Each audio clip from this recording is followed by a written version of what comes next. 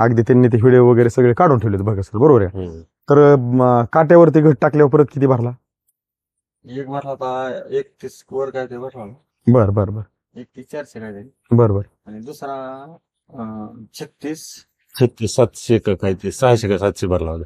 काय असेल त्या व्हिडिओ मध्ये किंवा फोटो मध्ये हा.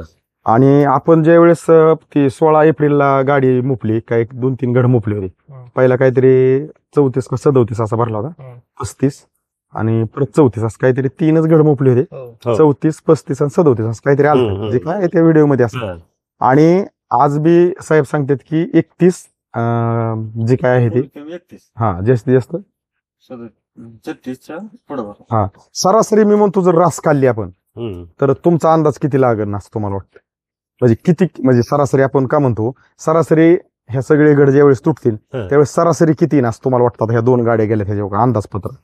म्हणजे किती किलोचा आपला गड सरासरी? 35 किलो येईल बाबा. सरासरी 35. सरासरी आपण 35, आता काय 40 पर्यंत गेलंय. सरासरी 30 बी आले. 30 बी आलाय. आपण सरासरी 40-42 जे आलंय ते आपण 35 नच धरून चालायचं आपण. बरोबर बरोबर. आणि जी 31 ने आले ती 37-38 आले ते बरोबर मॅच होते. तुम्ही आता जरी 35 म्हणला बघा बरं का, मी 30च म्हणतो. बरं ठीक आहे बघा बरं का. आता विषय असा आहे, कदाचित तुम्ही जर वापराबावर निघला स्वीकारलं नसतं आपला गड कितीचा निघाला असता का अंदाजपत्र? घ्या उघडलंय झालं तर 10-15 किलोचा निघला असता. बरोबर निघला असता का नसता हे बी काय सांगायला यातलं. बॉक्स पॅकिंगला गेला असता अजिबात तर नाहीच. म्हणजे आपण मोडायचाच प्रश्न होता मेन गोष्ट. हा पण चिरंजीवने तिकडे व्हिडिओ बघितले, त्याने व्हिडिओ बघितल्यामुळे आपल्या गजानन साळुंके सरांना फोन केला, त्यांनी बी तुम्हाला अगदी स्वीकारलं. अगदी दिवस मावळा चालला होता तरी अगदी आपण प्लॉट विजिट केली. तिथनं पुढे पण तुम्ही पण कंटिन्यू केलं, त्यांनी पण फॉलोअप घेतला. म्हणजे हे काय असंच घडलं नाही, तुम्ही दोघांनी एकमेकाला पहिल्यापासून जे काय स्वीकारलं आणि त्यांनी सांगितलं तुम्ही ऐकलं, त्यांनी सांगितलं तुम्ही ऐकलं, आणि तुम्ही जे काही सांगितलं ते इथं सगळं वापरलं. म्हणजे आज आपल्याला इथं थोडक्यात ते बघायला भेटलेलं. मला काय म्हणायचं बघा बरं का, छोट्या छोट्या चुका आपल्या शेतकऱ्यांना थोडक्यात त्याचा त्रास कसा होतो, एक मानसिक त्रास, आर्थिक त्रास कसा होतो, की शेतकरी कुठला असू द्या, पीक कुठला असू द्या. आता केळीवरच बोलू, इतर पिकावर नको. ज्यावेळेस आपला कुठलाही शेतकरी शेती करत असताना मी म्हणतो तो अनुभवी असेल किंवा नवीन असेल, आपल्या शेतकऱ्याला म्हणजे एक मानसिक आणि आर्थिक त्रास कुठं जास्त होतो की ज्यावेळेस त्याच्या रानामध्ये तो प्रामाणिक कष्ट आणि खर्च करत असतो, वेळ देत असतो, त्यावेळेस पीक ज्यावेळेस वय खातं आणि उत्पादन अपेक्षित निघत नाही. इतरांचे 2 एकरामध्ये समजा 10 लाख झाले तर ह्यांचे 2 ते 3च लाख होते. बरोबर. त्यावेळेस ह्यांचे 3 लाख खर्च झालेला असतो आणि इतरांचा 3च लाख खर्च झालेला असतो, पण त्यांना 7 लाख त्याचं नफा भेटलेला असतो. म्हणजे दोघांचा खर्च पण 2 एकरासाठी 3च लाख गेलेला असतो. पण शेजाऱ्याला कदाचित 10 लाख होत्यात तर एखाद्या शेजाऱ्याला 3 लाखावरती गप बसावं लागतं. हे असं का घडतं याचं आज थोडक्यात मी स्पष्टीकरण देतोय की शेतकरी कुणीही कष्ट कराय खर्च कराय कमी नाही, पण ज्या वेळेस दिशा भेटत नाही आणि नेमकं हे काय केल्यानंतर उत्पादन निघतं हे लक्ष देत नाही, त्यावेळेस शेजाऱ्याचा घड पडतो 25, 30, 35च्या आसपास तो बॉक्स पॅकिंगला जातो आणि त्याच्याच शेजारचा घड पडतो 20, 22 किंवा 18. आणि असा घड पडलेला निस्वन खूप वेळ घेते, माल पाहिजे असा फुगत नाही, कलर क्वालिटी नसती, 2 फाण्याच्या मध्ये जी अंतरी पाहिजे ती नसती, वादा पाहिजे तो नसतो, माल कलर क्वालिटी मध्ये नसतो. आणि जो बघा येतो तो बॉक्स पॅकिंगला नाही मागत, तो म्हणतो मी हा माल कॅरेटला काढतो आणि वरून अजून सांगतो की कॅरेटला मी काढतो पण साहेब पैशाला थांबावं लागेल तर माल उचल.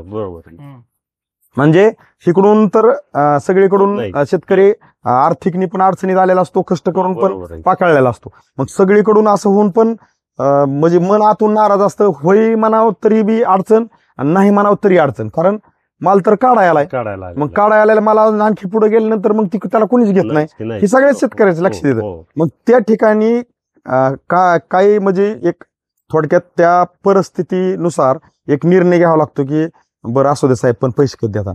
मग त्यांनी म्हणायचं साहेब मी 8-10 दिवसांनी देईन किंवा 15 दिवसांनी देईन किंवा महिन्याने देईन. मग तो कॅरेटला गेलेला माल जो असतो इकडे जर मी म्हणतो मार्केटचा रेट 30 रुपये असेल तर तो कॅरेटचा रेट असतो किती असतो? 15 निम्यावरच 15, 12, 13 म्हणजे ते रेट इतके हे नसतात. मग नाही. कॅरेटचा रेट कमी असतो. मग खर्च तर दोघांचा सारखा झालेला ओके. असतो, पण रेट निम्याने कमी घ्यावा लागतो. निम्याने कमी घेऊन थांबावं लागतं पैशाला. आणि त्यांनी शेवट देताना पैसे एक खडे देत नाही. मी म्हणतो त्यांचे 3 लाख जरी झाले तरी त्यांनी एकदा 50 द्यायचे, एकदा लाख द्यायचे, एकदा 70,000 बरोबर द्यायचे, आहे. एकदा एवढे 20च आहे ना, आज तुम्ही एवढे 20 घेऊन जावा.